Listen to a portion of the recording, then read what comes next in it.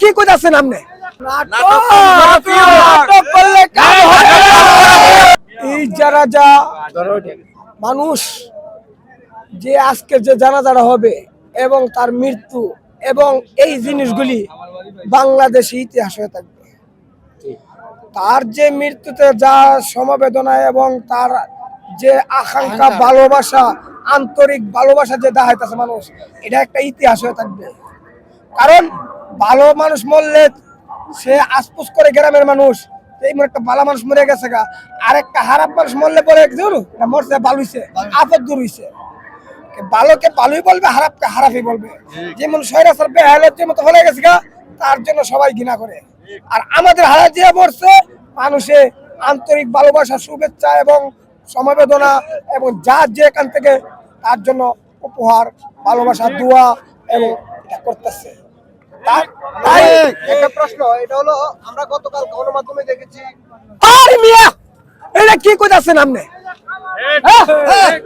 নাটক, অনেকে বলছে ঘৃণা, অনেকে বলছে নাটক নাটক করলে কাজ হবে না। বাংলার মানুষ ছাড়বে না।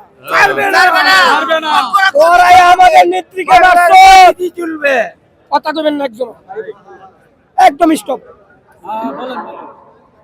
তোরাই আমাদের নেত্রীকে মারছে, তোরাই আরো রহমান কুকুরে মারছে, তোরাই তার রহমানের মৃত্যুদণ্ড আঘাত দিছ, জেল জুলুম কাটাইছ। তোরা আবার নাটক করিস, দোয়া।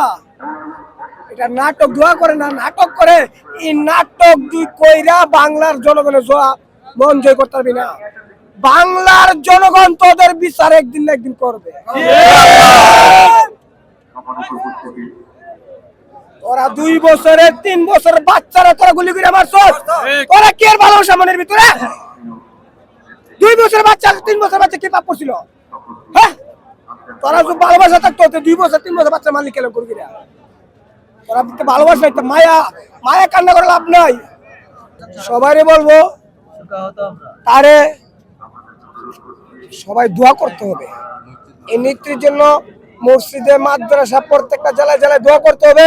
এই দোয়াটাই আমাদের নেত্রী পাবে, এটাই আমাদের শেষ দোয়া। আর আমাদের নেত্রী শেষ এটাই করতে হবে, দোয়াটাই, আর ছাড়া আর কিছু দোয়ার মতো নাই।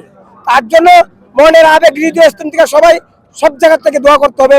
এই দোয়াটাই আমাদের নিতে পাবে, এটাই আমাদের একমাত্র দেওয়ার জিনিস, এটাই দিতে হবে। আল্লাহ তাআলা তাকে যেমন বেশ নসিব করে জান্নাতবাসী বানাক, তাকে আল্লাহ যেমন করে, এটি আমাদের